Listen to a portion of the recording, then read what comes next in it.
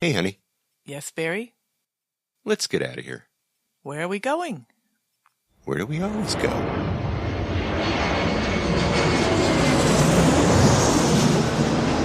Fascina el viento, este ritmo de palmas, sin ti naturaleza, hasta encontrar la playa. Por eso grito al mundo, yo soy de Puerto Vallarta. Samba de Puerto Vallarta, noche de arrullo en el mar.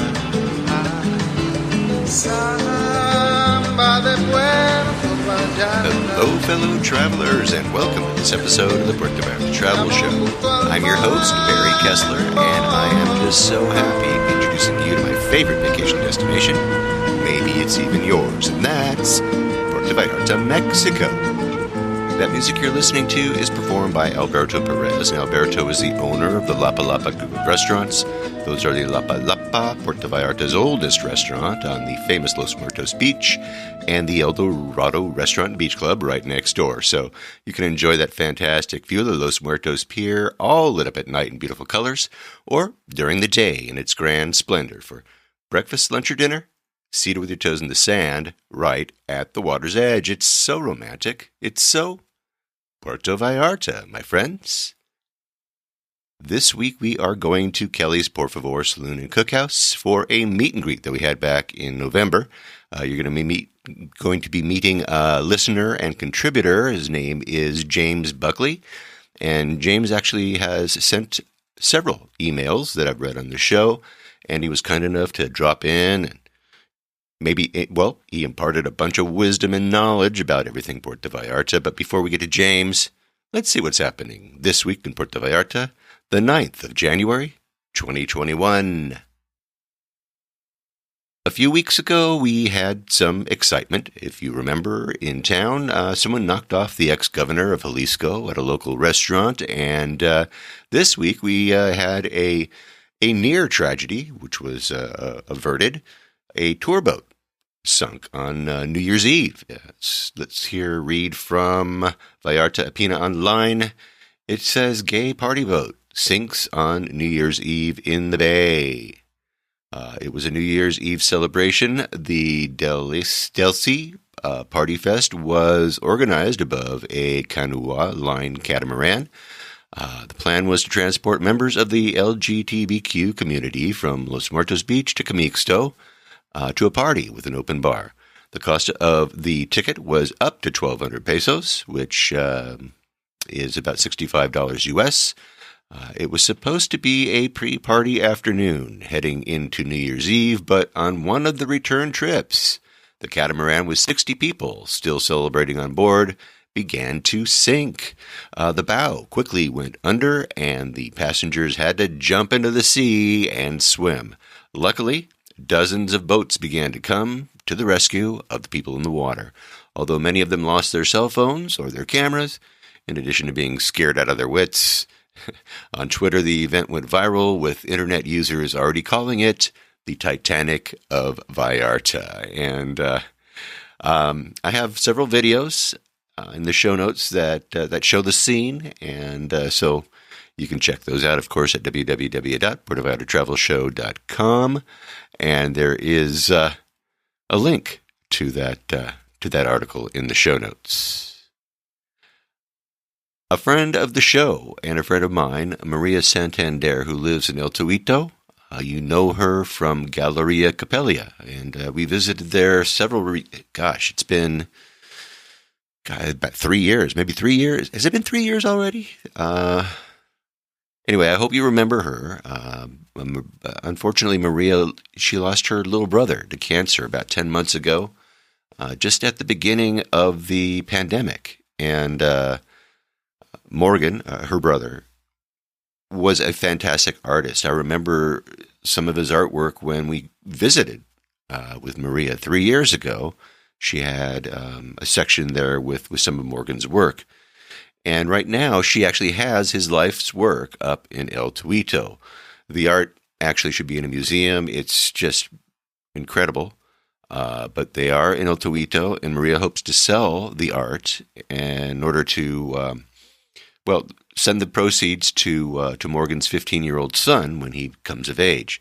It is a huge body of work, according to Maria, and it took almost 9 months just to get it all up to El Torito. So I have a link that I will share with you. Go over to my show notes, of course, and it'll take you to a Facebook page that Maria has set up.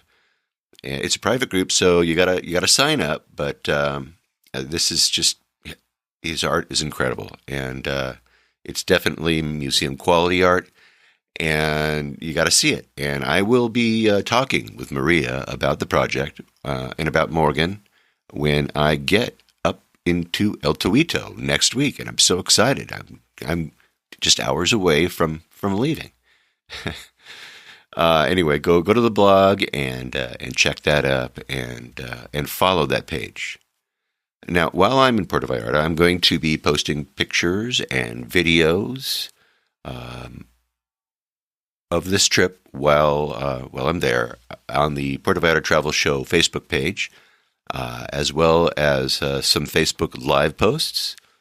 And anyway, I want to thank listener Jenny for your kind email and your suggestions that I do some Facebook Live reports and just catch up on what's new on the ground regarding restrictions and regulations.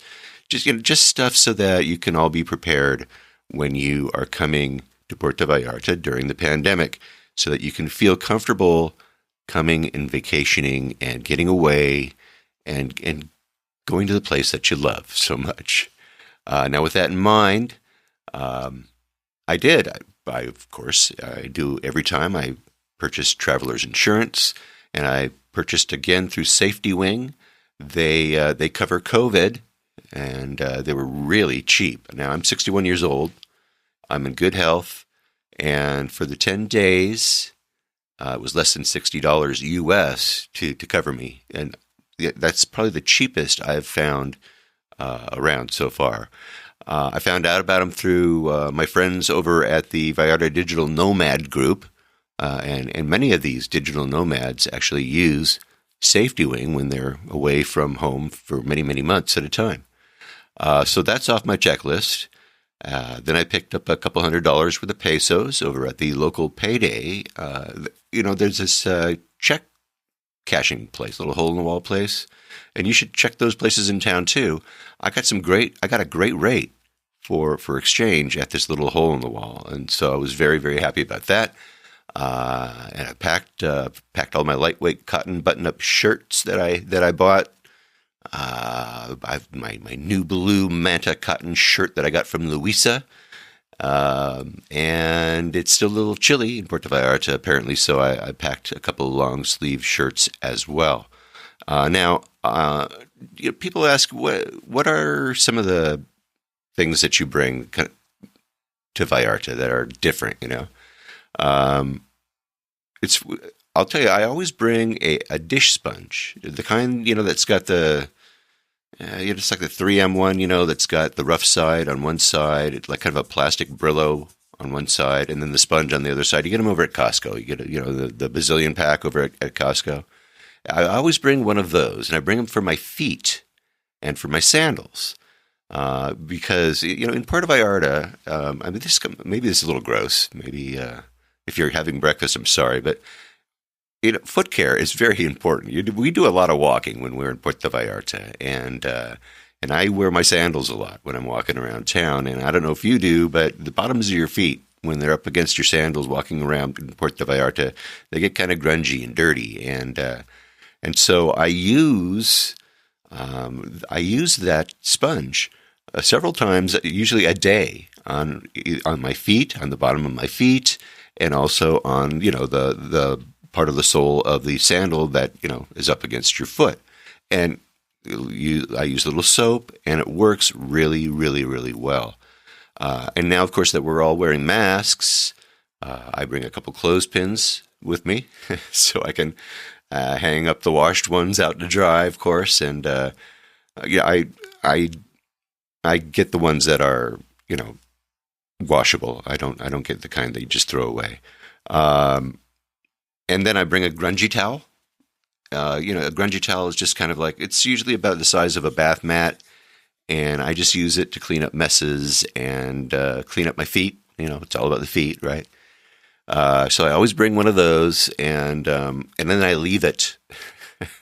I let somebody else use it. I don't take it home. But anyway, I always when I get into town, just as soon as I can, I buy a new bottle of the local off there to keep the mosquitoes away and keep the no-see-ums off. And, I do that just to make sure that it's at full strength and it never hurts. But I still bring the old one, just in case, because there's always a lag time between the OXXO and, the hotel and maybe even the first visit to the beach. But whatever you can do, see if you can wear some mosquito repellent. It's always good. It's never good to get a mosquito bite, the first day. I also picked up a wheelchair for a new wheelchair for Salvador Estrada, the Candyman over on the Malecon. Salvador's aunt lives about an hour and a half south of me, over in Santa Ana, California, and Salvador told me that he had that his aunt had this motorized wheelchair for him. And told me that he lived in Santa Ana. I'm going, are you kidding me? She lives so close. So I drove down there today and picked it up. And it wasn't charged, and I don't know whether or not it's working. So I've got it plugged in right now, and if it works, I will take it with me tomorrow on the plane. If it doesn't, that probably means I'm going to have to get a couple new batteries for it, and I'll bring it to him the next time around. But we'll see. Wish me luck getting it on the flyaway bus. The airplane, the Delta already said they'll take it. I talked with them, so they're ready for it. So, we'll see if we can get him this wheelchair. The last one was a whole lot lighter. This one weighs about 200 pounds. So we'll see. There is a longer story to this, by the way, because it has to do with Salvador's son, who hasn't seen since he was 6 months old. But if you know Salvador's story, you just might have a hunch about what I'm working on. So, film at 11. And if you don't know Salvador's story, I'll link it up in the show notes so you can learn about the Candyman, the marathonista on the Malecon. Now, if you think that this past year has been a real bummer, and it has, and if you're wondering why pot hasn't been legalized in Mexico yet, and it hasn't, news comes that we just need to wait a little longer. From Mexico News Daily, the Supreme Court on Thursday granted an extension to the lower house of Congress to debate the recreational use of marijuana. The court, which ruled last year that laws prohibiting the use of marijuana are unconstitutional, had set a December 15th limit for approval after extending previous deadlines. The Senate approved a bill last month to legalize pot's recreational use before passing it to the Chamber of Deputies for revision and a vote. Lower house lawmakers requested an extension on the grounds that the bill was complex and time was limited. Dulce Maria Saori, a Institutional Revolutionary Party deputy and president of the lower house, said in a letter to the court's chief justice that the Chamber of Deputies has an obligation to listen to all interested voices on the legalization subject. She also said that Congress must guarantee the opportunity for wide debate among lawmakers. Due to the complexity of the issue, extending the period granted for legalization to the next ordinary sitting period is courteously requested, Saori wrote. With the court's approval, the Chamber of Deputies will now have until the end of their first 2021 sitting period in late April to make the recreational use of marijuana legal. If deputies fail to do so, the court could formally declare that all laws prohibiting the plant's recreational use are unconstitutional. Once recreational use is approved, considered inevitable because of the court's 2019 ruling and support for legalization from the ruling Morena Party, Mexico will become the world's largest legal marijuana market. The bill passed by the Senate allows the possession of up to 28 grams of marijuana by adults, but they would be prohibited from smoking in front of children. People would be permitted to grow up to 6 plants at home, and a licensing system for large-scale production and sale would be established.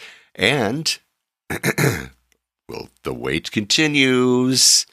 I have a link to that Mexico News Daily article in the show notes. Now, politics in the United States, actually around the world, is about as crazy as could be. And it makes us wonder, how is Mexico's president faring in the popularity among la gente, among the peeps, among the peoples? Well, when he first came into office, he was very popular.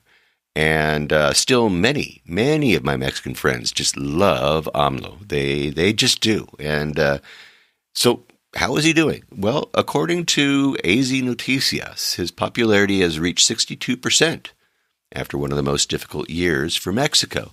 The same percentage would vote for him again, 62%. The funny thing is that those surveyed, just 28% of them think that the country is actually going in the right direction. A year ago, in January, before the pandemic, Obrador's popularity was a whopping 71%, but it dipped to 56% in June, mostly due to the economic crisis and the COVID pandemic. As for how those questioned feel about the administration's handling of corruption, 39% of respondents say that he's been pretty good. 37% say just the opposite. As far as public safety, 55% say that he's done poorly, while 28% say that he's improved the safety situation. When it comes to the economy, 47% believe that it's being handled badly. Those polled listed the coronavirus, then the economy, and then unemployment and security as the main problems facing the country. And when asked if they thought that President Obrador was a good person, 64% said that he was good or very good, and 15% said that he was bad or very bad. When asked what they liked most about the president, 57% said they liked his honesty, 52% said that it was his leadership qualities, and 37% responded to his ability to get things done. It was noted in the article that back in December of 2019, 7 out of 10 people indicated that they would vote for Obrador again, and looks kind of rosy there for him after 2 years, doesn't it? I have a link to that article in the show notes, and so there you have that. Now, my upcoming trip, it begins just in a few hours. I'm really looking forward to getting on that airplane. Now, I've been there 3 times. This is going to be my 3rd time. I visited once in August, and I just got back from a visit in November, and then this one coming up right now. And I've lined up some pretty fascinating people, and I've had some pretty interesting people get a hold of me. So you're going to be hearing from those people as well. I'm really, really excited. I'm going to be planning some trips to Bucerias. I'm going to go to Mascota. I'm going to go to Talpa de Allende. I'm going to go to El Tuito and Maito and Tehuamixle. And, it's going to be a lot of traveling. But these are all places that are, believe it or not, they are close to Puerto Vallarta. So I'm going to hit them all, and you're going to be visiting them in the coming weeks. I'm going to be having a meet and greet over at La Traviata, over in the Cinco de Diciembre neighborhood at Puerto Vallarta. It's going to be this Monday, just a couple days from now, the 11th. It'll be from 3 until 5 o'clock. I'm going to be hosting a pizza party with the Digital Nomad Group, and we'll be finding out what these entrepreneurs are doing to make ends meet in paradise. It's going to be really, really cool. And if you're in town, get over there. Go over to that meet and greet on Monday, January the 11th, over at La Traviata. It's the roof over at the Hotel Palomar del Mar. Hotel Paloma del Mar, over on Calle Honduras, number 309. And again, it's in Cinco de Diciembre. Come on by. Even if you're not a digital nomad, we won't get mad. Now, speaking of meet and greets, We got one to get to right now. Let's get to the interview, shall we? Every time I come to Puerto Vallarta, I do my best to have at least one meet and greet. And it's usually over at Kelly's Por Favor Saloon and Cookhouse, where JR has his weekly meet and greets. But I don't know, how long has that been? He's been doing that for about 20 years now, I believe. And anyway, the reason that I do them is because I seem to get some of my best interviews from my listeners, from you guys. And it seems like every time that I send out a call for listeners to come to a meet and greet, y'all come through. It's always a wonderful, wonderful experience for me. And even during the pandemic, I've found that people actually will come out and talk with me. They'll talk into my microphone, believe it or not. So in November, I had one of these meet and greets, and I was really happy to see James Buckley come by. James, he sent a couple of emails to me, and I've read them over the years to you. And I've had breakfast with him once over at it was over at Mi Cafe back in I think it was a year ago, October. I think I had breakfast with him then. So when I saw James walk in, I knew who he was, and I knew that we were going to have a really, really good interview packed with information and some great ideas for all of us and, of course, all of you. So let's go right now. Let's go to the meet and greet, and let's meet my friend, and now yours. His name is James Buckley. He's a listener. He's an email contributor. And now he's a featured guest from Puerto Vallarta on the Puerto Vallarta Travel Show. Let's meet James Buckley. James, thanks for coming on the show today. You're welcome, Barry. Tell us a little bit about yourself. Where are you from, and what was your path that led you to Puerto Vallarta? Okay. Originally from New York City. I've lived the last 25 years in Silicon Valley as an engineer. Retired a couple years ago. Moved to Monterey, California. And I tend to come down for much of the fall, winter, and spring season in Vallarta. I had a good friend who invited me to come to Vallarta in the year 2000, 20 years ago. Uh-huh. He was building a house on the end of the Malecon next to McDonald's up the hill.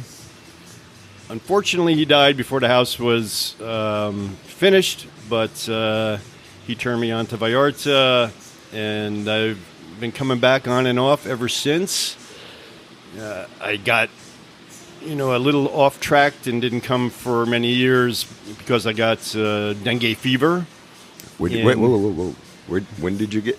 I got dengue fever October, a month after 9/11, October 2001. In Key Largo, Florida. Ah, it was Florida. Okay. And that was not a fun experience at all. I got the hemorrhagic style. I was very sick for 6 weeks or more. And that put me off of Vallarta because Vallarta has a dengue problem. It's endemic here. But about 2010, I started coming down regularly in the winter and fall. So, I'm looking to be a snowbird and escape the frigid Monterey winters. So I tend to come down 4.5 to 6 months every year to Vallarta. I love Vallarta. I love the food, the culture, the people, the art. It's fantastico. So hopefully I'll keep coming back for many, many years. Yeah, wow. Okay, so that's why I have you on. And you actually took a trip that I actually read on the show about your sojourn up to San Sebastian. Yeah, San Sebastian del Este. I like to go out and venture and go and hang out with la gente, and so I decided I was going to, take a bus trip from Emiliano Zapata, Old Town Vallarta, to San Sebastian. So I took a 10 peso bus, and then I took a 2-hour bus to La Estancia, and found a cab with a Mexican family, and got from La Estancia to San Sebastian. It was a ton of fun. It was great exploring. San Sebastian's beautiful. There's not much there. There's a few nice things to see, the old church, and if you want to go to the Mirador, then there's an excursion you can take up the hill. I went there and ate at the Italian restaurant. I can't remember the name of it. It's the only one in town. I think I heard about it on your show. You did.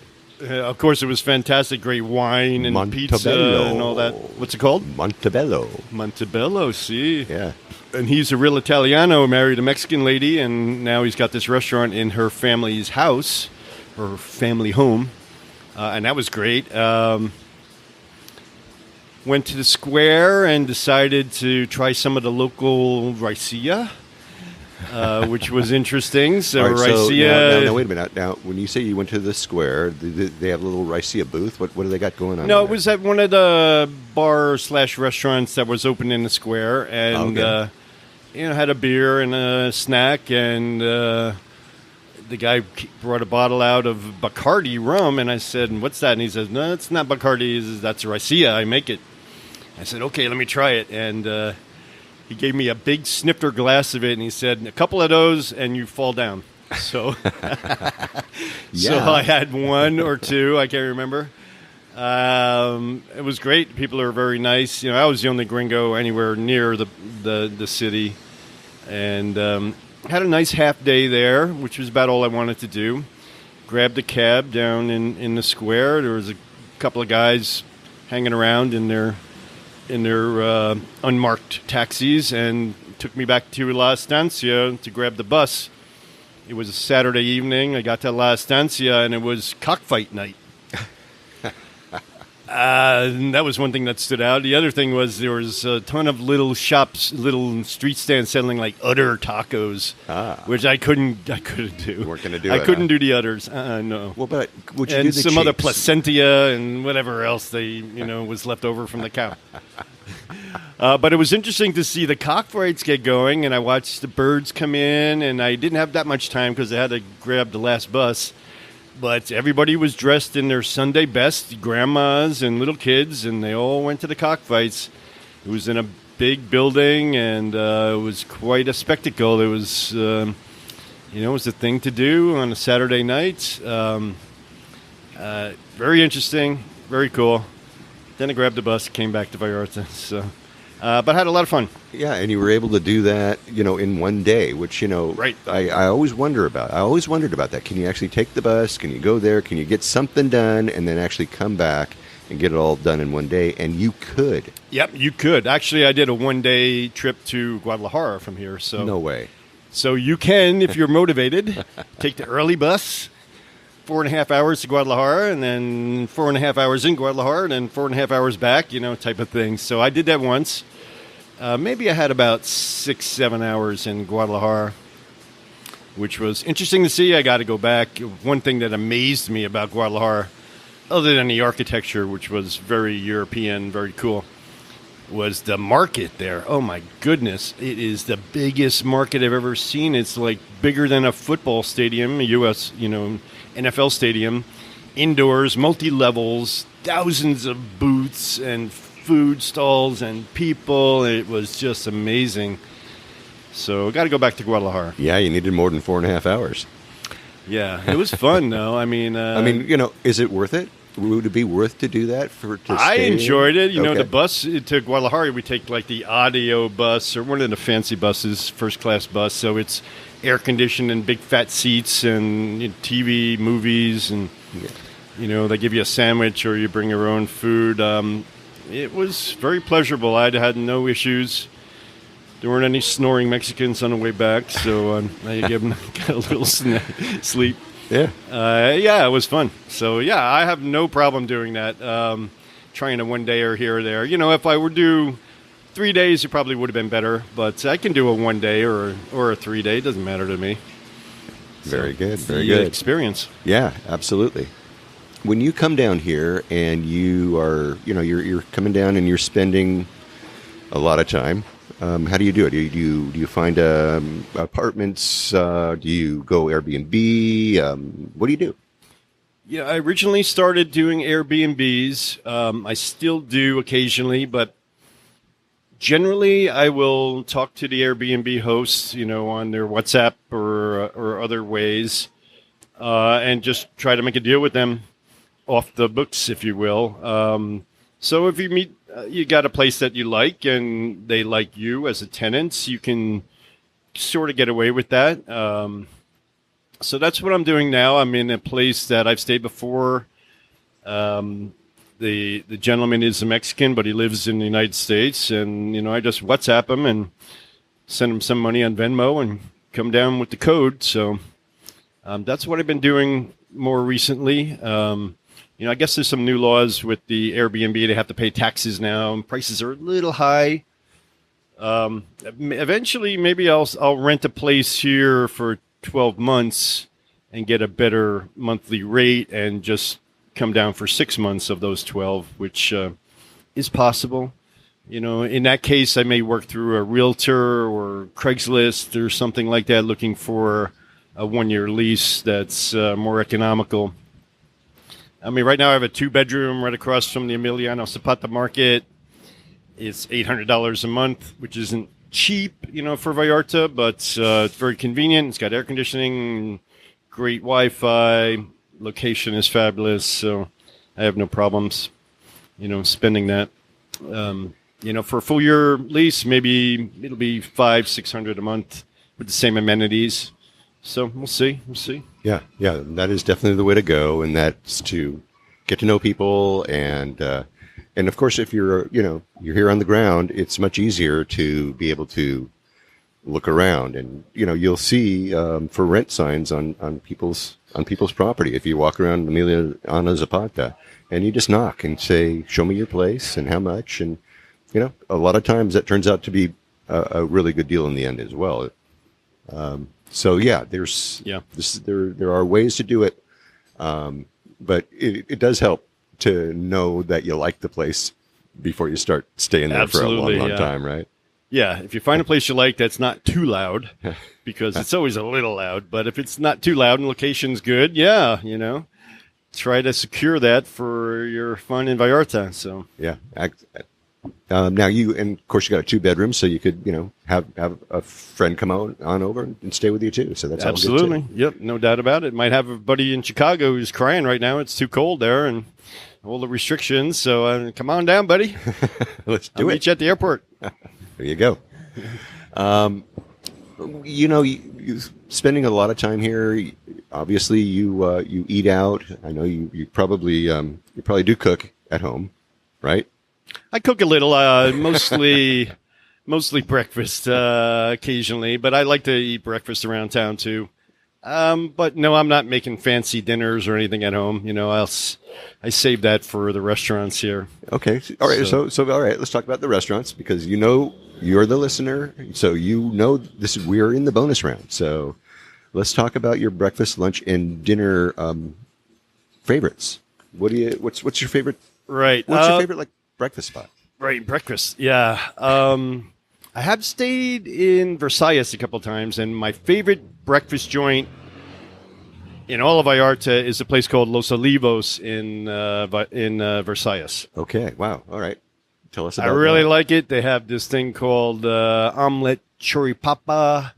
It's fabulous with this homemade salsa picante and homemade tortillas, and it's just fabulous. I like the people. I like the style of the restaurant, and it's like 55 pesos for breakfast. Oh, my. Yeah. So you can't beat that. But I don't stay in Versailles office. Mostly I'm in Old Town. And I do have some places here that I really like. I like Eggs Benedict, so I've kind of tried it about 7 different places, and my favorite Eggs Benedict in Vallarta is Pancake House. Pancake House. Amazingly, but yeah, it's good. It's 90 pesos. It's fantastic in terms of thick Canadian ham, and great sauce and good potatoes, and that's my favorite. Pancake House. All right. Pancake House. My second favorite Eggs Benedict is Andale, believe it or not. Really? Which is actually pretty good. You get to eat out on the sidewalk. They're open 8 o'clock every day. So, nice. But there are other places in town that I really like too. there's a place called Azul Bistro, which they have just one particular thing on the menu that I like to try. They have this soft-boiled egg that they coat in Parmesan breadcrumbs, then deep fry it and serve you these two soft to medium boiled eggs on a bed of spinach. Very unusual. For a breakfast. Very good. I usually try that at least once when I'm here. Yeah, they're great over there. Yep. So, and one more place I really like is a little place called Soco's Place, which is in Emiliano Zapata. And, of course, Mi Cafe, which is also right down the street from there. So, Mi Cafe is, very high quality. They're known for their French toast, and it's awesome. Oh, yeah. So, Well, all right, so tell us a little bit about Socos, because we all know about Mi Cafe. right. Well, Soco's is right down the block from Mi Cafe. It's a corner restaurant open till like 2 p.m. They do breakfast and lunch. And a very nice owner. It's just Mexican-style food. It's very clean. They have, nice little corner with trees covering you, and you can eat outside. I like the people there. It's very reasonably priced. Very good breakfast. So, one of my favorites. All right, good. All right. So let's move on to the lunch. Do you do lunch? You certainly do lunch. Excellent. Occasionally I'll make it at home, but I tend to like to go to the comida corrida places. Fast food. Yeah, so like the lunch special, which, you get a drink and a soup and a very nice entree for like 65, 70 pesos. It's an amazing deal. And where do you find that? My favorite for comida corrida is Dianita's restaurant down here in Old Town. With mamas in the kitchen, and the food is fantastic. I also like Adobe, which is near Siam, the Thai place, which is also similarly priced, like 65 pesos for, soup, a meal, and a drink. So, yeah, that's what I like to do for lunch. If I'm not at the beach and buying a taco. Other than that, I really like doing the street food. And I'll do street food for lunch as well. My favorite, street vendor is a place called Mariscos Rafa, which is on Achilles Cerdan, about 2 blocks from the beach. And Rafa is a chef who's, in a restaurant for 30 years and decided to open up his own little stand, and he makes these fabulous tacos called the dedos de pescado, which usually is tuna rectangles that he breads and fries there, and then they're just fabulous for like 19, 20 pesos per taco. Oh, God. Which is great. I love a good fish taco. I love Marisma, which is downtown, but they're a little pricier. They're like 34 pesos a taco, or Marisma. They're very good. They're on Naranjo in Old Town. My favorite carnitas place, which I don't eat for breakfast like Mexicans do, I'll eat it for lunch, is Santa Cruz. Santa Cruz Carnitas across the church. Yeah, across the from Santa Cruz Church. Yeah. Amazingly, yeah. Hey, you got to notice that guy. The guy that works there. He looks just like Barack Obama. I know you say that, but I've never seen him. I walked by there twice today. There's just 3 or 4 girls there. All right. I've never seen the Barack Obama lookalike there, Well, but I have right. seen a bunch of girls there. And they also have a place in Versailles, and some of the girls go back and forth between the two because I've seen them there and here. So he does it's just the straight-on carnitas taco over there. straight on carnitas, but you get, 2-inch diameter of carnitas meat, and they have the very good hot sauces, and it's all about the sauces. Yeah, definitely. In terms of my favorites, Al Pastor, which is one of the tacos that people get around here. Most people say Pancho's right down by the water. If you want to stand on line for an hour to get a taco, good for you. But I tend to go to La Huera, which is also on the east side of Old Town, Taqueria La Huera, and very good, very healthy portions. And that's my favorite place for al pastor. Al pastor. So you all remember that al pastor means that it's stacked high on this thing, and that's the thing that they're cutting the meat as it turns on this rotisserie. So that's the al pastor. It's called a trompo, right? It's this big triangular hunk of meat that us in the U.S. might see reminded of, when you get a gyro, where they stack the beef and lamb in that big sort of vertical cooker. Here it's pork with their special, I can't remember the type of spice it is, arrachera or something, orange spice. And it actually came from the Muslims that went to Mexico City in like 1930s or 20s. I can't remember exactly, but they showed the Mexicans how they were cooking their beef and lamb, and the Mexicans said, "Oh, that looks like a great idea, but let's make it pork, and let's put some of our own spices on there." So that's where it started, Mexico City, and it's all over. One of my favorite tacos for sure. Yeah, and don't forget the pineapple. I mean, that is they have not the Middle pineapple, Eastern. That's and all Mexican. I don't know there. what they call a guy that cuts the meat and flicks the pineapple, but these guys are artists, and they can sit there and just touch that pineapple and catch it in their hand with the taco, and good stuff. It's magic. It's magic, and that's part of the magic of Mexico. All right, so what about dinner? I mean, Dinner, right? Yeah. Many good places for dinner. Date night for me is Barcelona Tapas, which is it in Centro or 5th of December? I can't remember. It's Centro. Uh-huh. Centro. It's up the hill. It's a beautiful building. This guy from Chicago owns it, and you go up to like the 4th floor. You can look out above the old church and see the night skyline, see the beach. Watch the pirate ship go out, watch the fireworks, and it's fabulous. It's a little pricey, but it's really worth it. It's definitely a date night thing for me. Great food, great atmosphere. One of my favorites for kind of a special dinner or a date night. In town here, there's a bunch of places that are good. I like going to Margarita Grill and getting margarita grilled with their with their killer margaritas drinks, right? Yeah, margaritas, and it's pretty good. Food's pretty good. It's outdoor atmosphere. I usually get their stuffed chicken breast, which is yummy.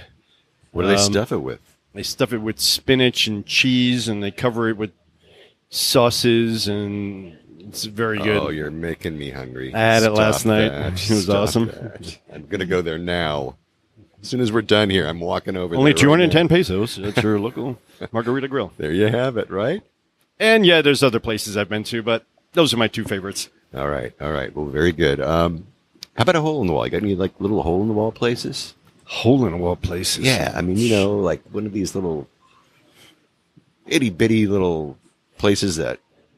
There is a place called Mariscos El Colera, yeah, which is over by the market, and they have really good shrimp dinner for like 190 pesos.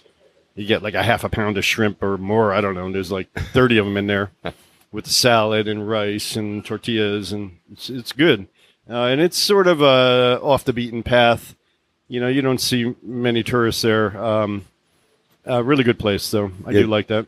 It is definitely more Mexican crowd in there, but definitely. I mean, what an unfortunate name, right?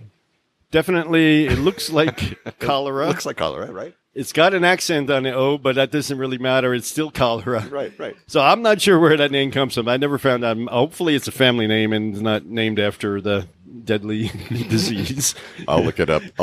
Before we I haven't get to gotten this. sick from eating their food, so I'm happy about that. All right. Well, that's a good tip. I like that. That's not one that I hear a lot about. Do you have like a favorite beach restaurant that you like to stay at? Yeah, beach. My favorite place to go around here is to Swell Beach Bar, where you can sit under an umbrella all day and, have a snack and a drink and read a book or, go swimming. It's very nice, awesome people. Definitely less expensive than El Dorado and the neighbors next to it. So I definitely enjoyed that. Here is probably my favorite place. El Barracuda is pretty good, for dinner also, but that's much further north. And, there is a place in Boca de Tomatlan that I go to also. It's the Embarcadero restaurant right on the water by the bridge where you catch the boats to Yalapa, etc. It's pretty good. I like that place. Yeah.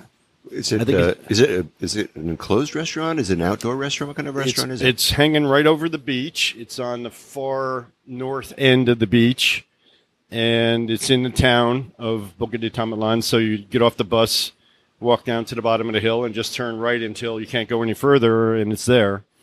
Pretty good food, and the view is fabulous over the beach, and it's pretty nice if you want to, get out of town. That's not too far away. It's only 20 minutes.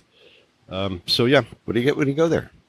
Usually I get chicken nachos, or breakfast. Depends on when I'm there. It's more atmospheric. Prices are great. Good beers, good drinks. The food is pretty good for sitting on the water in a little tiny nub of a town. Absolutely. Wow. That again is something that we haven't even talked about in the last 4 years. So there you go. Look at you. There you go. If you were going to take a day trip, what's your favorite day trip? 1 day trip, probably Bucerias. I do like Bucerias. I like Karen's place in Bucerias. That would probably be my one favorite. I did like going to San Sebastian, but that's a tough 1 day trip. Yeah. Something I wanted to do, but it's not something I would recommend everybody to do. Bucerias would be my number one dayer. How about a 3? 3 days, definitely Guadalajara. I'd go back to Guadalajara in 3 days for sure. It definitely deserves at least 3 days. It's a 4.5 hour bus trip right now on a nice first class bus. Great city, great architecture, great market that I mentioned before, and something you should see if you're in this area for a while. Right, exactly. And while you're on the way there, you stop in Tequila, of course. You got to. Yeah, it's on the road, so you can stop there first before you move on to the Guad. This is true. Yeah. If you had a word of advice for a first-timer, someone coming here for the first time, what would you tell them? Coming here for the first time. Yeah. Definitely do not stay at a resort. Forget the resorts. Forget the all-inclusive, the lousy food they'll feed you. Stay at an Airbnb, downtown, Old Town, or Centro, or 5th of December. Get yourself a place for a couple of weeks, or whatever your time frame is, and stay with the people. Stay with La Gente. Come and visit all the different restaurants. There's like 1,000 restaurants in Vallarta. You get out, force you to go out and see the culture and see how friendly the people are, how great the food is. So that's my number one recommendation. My number 2 recommendation is don't get fall down drunk and stumble home. If you're that drunk, have somebody take you home. Yeah, definitely. Or a cab or an Uber or whatever, but I've seen too much of that, so don't do that. Yeah, don't do that. And don't do that. Not a good idea. Yeah, and don't smoke weed on the beach. I got in trouble for doing that. It cost me $140 for smoking a roach with a nice lady at midnight, and never again.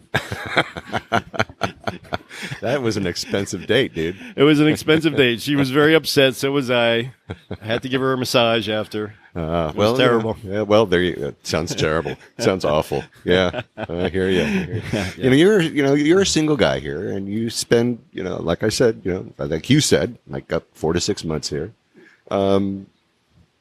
How is it for a single guy around here? Generally, it's really good. I mean, right now with COVID, the crowds are way down. The Canadian visitors is way down. So right now, not the best time for love in the COVID world. You can get away with it, but like normal. In normal times, it's very fun. there's a lot of people in my age group. I'm 58 years old, and I've met a lot of fun people. I had a lot of nice dates.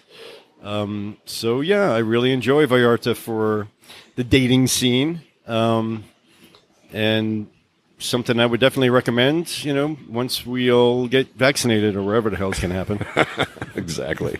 Whenever this hellhole's going to change. Whatever they're going to do to us. All right.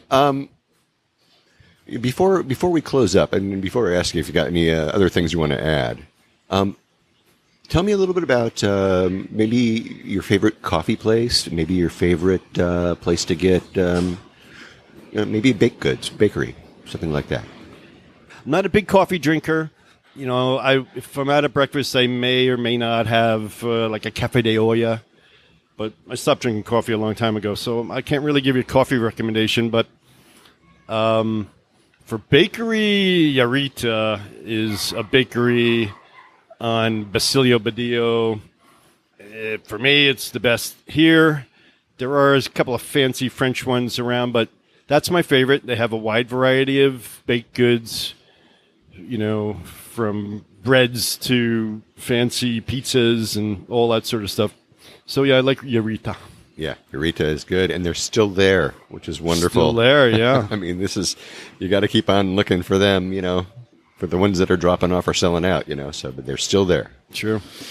And they've been there for, ever. Yeah, absolutely. Yeah, all right. So before we say goodbye today, is there something else you wanted to add? Well, my recommendation when you stay here is to stay in Emiliano Zapata, but if you can't or it's not in your price range, I have spent quite a bit of time in Versailles, Fluvial, Las Gaviotas area. That's also very nice. It's not very close. It's like 20-minute cab ride to the pier, in Vallarta. But there's good restaurants there. Versailles is known as, like the up-and-coming area for restaurants. There's good Asian food there, Chinese food. There's a place called Budaxi, Budaxi, a Taiwanese place known for dumplings. So if you're north of the border, like me, most of the year, and you have a yearning for some good Asian food, go there. There's also a place called Bonito Kitchen in Las Gaviotas. Very good. So if you can't get a place downtown, that would be my backup plan. And very nice neighborhood. You can walk to the beach, but the beaches aren't great up there. So you wind up coming down to Old Town. So be prepared to jump on a bus or take an Uber a couple times a day. Yeah, learn the bus route, or take that Uber, and you'll be able to come in and out of town pretty inexpensively. I mean, you probably, I think from that area, you're going to be paying maybe 100 pesos, which is about $5, right? Right. I mean, I would take the bus, in normal times, it's 10 pesos. The buses are air conditioned. It takes 15, 20 minutes. Not an issue. But nowadays, you'd have to Uber or taxi, and maybe 100, 120 pesos. Yeah. Okay. Well, there you go. And it sounds like a lot of money, guys, but it's 100 pesos. 100 pesos is $5. Yep. So $5-6. Yeah. So not bad at all. Right. Wow. Well, James, I want to thank you for coming back on the show today. I say come back because, well, I'll explain that another time. But thank you. Thanks for coming on the show. Thanks for imparting all of this great information to all of my listeners. That's why we have these locals on here to help us out. Absolutely. Come meet me at Margarita Grill. I'm filled with information. Right on. Thanks again. I really, really appreciate it. You're welcome, Barry. Nice to see you again. All right, James. Thanks for coming on. And thanks for coming back. Yeah, James was one of those interviews that I had to beg to come back and re-record after I lost my day pack with all my recording equipment. The original interview, of course, was recorded over at Kelly's Por Favor Saloon and Cookhouse on their roof, and the makeup interview was recorded 3 days later over at Que Pasa. It's another restaurant, another saloon. Anyway, and I enticed James to come on over. I promised him fame and fortune and beer and food, and what do you know? He fell for it. So, his second interview, by the way, it was just as good, if not better, than his first interview. So, James, thanks for agreeing to come back and, talk with me and my listeners twice. You're a good guy. Thanks again.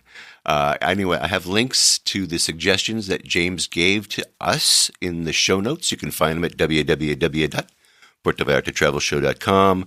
And if you are listening to this right now, on the 9th, I am in transit. So if you're going to be looking for that page, give me until the 10th to get it all up on the Puerto Vallarta Travel Show website. All right. Well, that should do it for this week. Next week, I'm going to try to put out another podcast, so stay tuned for more real on-the-ground reports and all kinds of news from Puerto Vallarta, Mexico, with travel tips, great restaurant excursion ideas, and more. But until then, remember that this is an interactive show where I depend on your questions and your suggestions about all things Puerto Vallarta. If you think of something that I should be talking about, well, please reach out to me by clicking on the Contact Us tab and send us your message. And remember, if you're considering booking any type of tour while you're in Puerto Vallarta, you must go to vallartainfo.com, that's JR's website, and reserve your tour through him right from his website. Remember, this is a value-for-value proposition. His experience and on-the-ground knowledge of everything Puerto Vallarta in exchange for your making a purchase of a tour that you would do anyway. You're just doing it through him as a way of saying, Thanks, JR, for being our guide. It costs no more than if you were going to use someone else. So do it, really. And when you take one of those tours, email me about your experiences. Maybe you can come on board and share with others what you liked or didn't like about the tour. Again, contact me by clicking on the Contact Us tab and sending off a message. And don't forget his maps, his DIY tours, his revitalized happy hour board, and more. And I have links to all of those in the show notes. And once again, if you like this podcast, please take the time and subscribe and give me a good review on iTunes or wherever you happen to be listening to podcasts. Or tell a friend. That's a great way to do it as well. That way we can get the word out to more and more people about the magic of this place, Puerto Vallarta, Mexico. And remember, I made it easy for you to do just that with each episode I create. But if you haven't been to my website, you really need to have a look there. I have links to the places that we talk about, interesting pictures, and more, right there in my blog posts and in the show notes for each episode of the show. So check them out for sure if you haven't already. All right. Thank you so much to James Buckley. Thanks for coming back, dude. Thanks for re-recording the conversation with me. And like I said, I have links to the places that James talked about. All of those in the show notes, so check them out for sure. And this should give some single men out there, a little bit of something to think about. There really is a dating scene for straight guys, even in Puerto Vallarta, it seems. So take note, guys. Just don't forget, smoking weed on the beach is a no-no. All right? And hey, thanks to all of you for listening all the way through this episode of the Puerto Vallarta Travel Show. This is Barry Kessler signing off with a wish for you to slow down, be kind, and live the Vallarta lifestyle. Nos vemos, amigos. De Puerto Vallarta, noche de arrullo en el mar, samba de Puerto Vallarta, noche de amor junto al mar.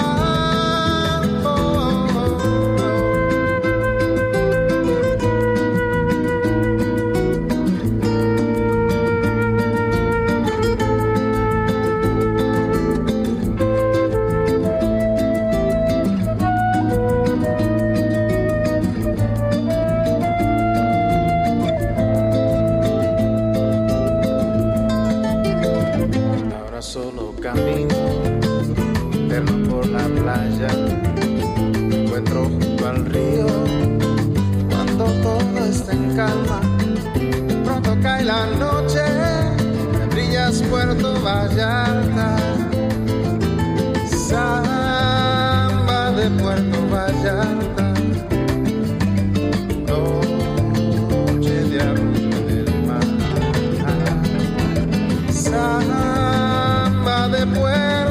Vallarta.